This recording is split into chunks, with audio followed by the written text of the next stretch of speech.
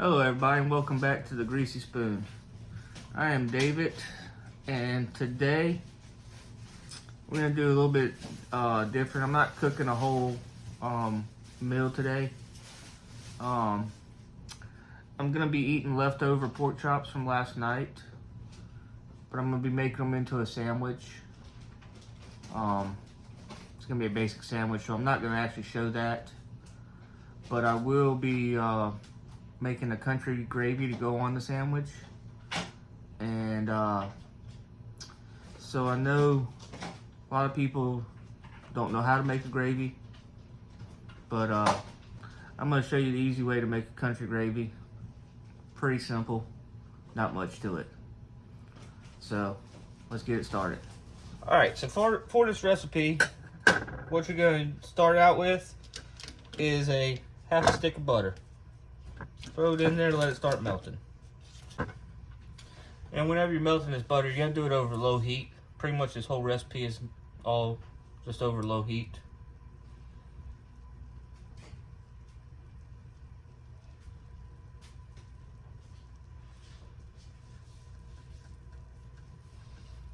And I'm doing a just regular country style gravy with pepper and white gravy. You can do basically the same exact recipe, but instead of butter, you can cook hamburger meat or sausage or anything like that, and just use the grease from that as your instead of butter to make like a sausage gravy or a hamburger gravy or any other kind of white gravy like that. Now with this recipe,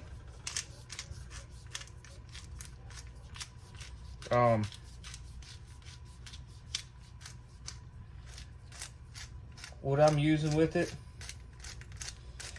is I'm going to do some white pepper. White pepper makes a big difference over just pepper in general or whatnot. White pepper, you don't have to use it if you don't have it.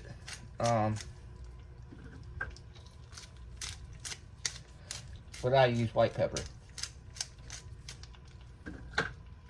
So that's about a half of a teaspoon of white pepper,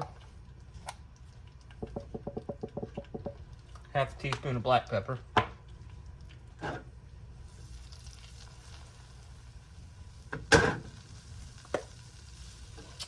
and I do about a whole teaspoon of garlic. I like garlic.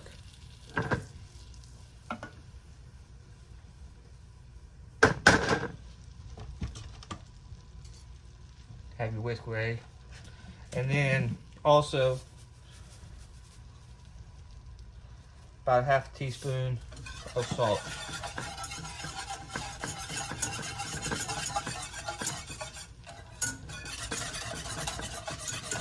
And once your butter's completely melted, you add in your flour.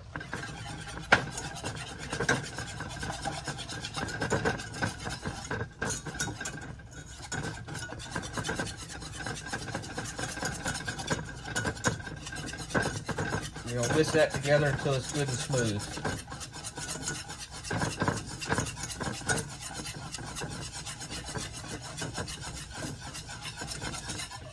And once that's smooth, alright, so back to the gravy. It's now been about 10 minutes it's been sitting.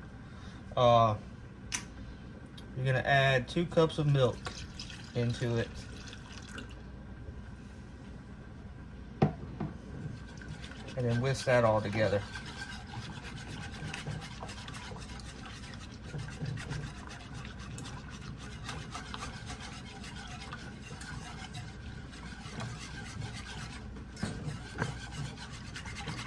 Now you want to make sure before this really starts cooking that you get it all whisked together good and that you don't have no clumpy gravy.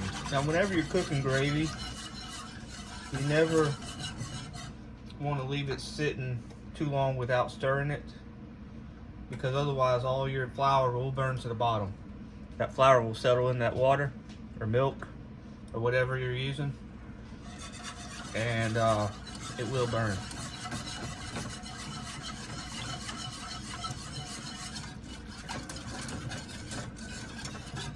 So whenever you mix it, we'll make sure that you get the whole bottom and not just mixing in the middle or around the edges.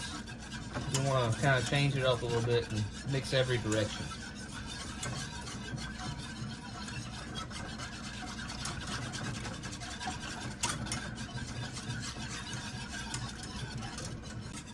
You can see this gravy starting to thicken up already, but it will get even thicker as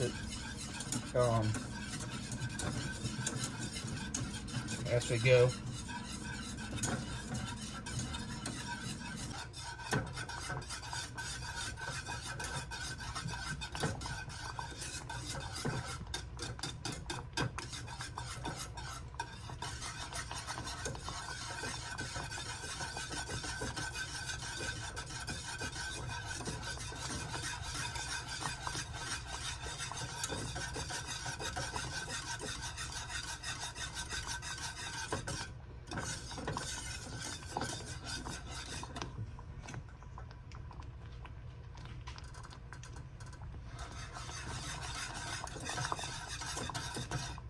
And there you have it.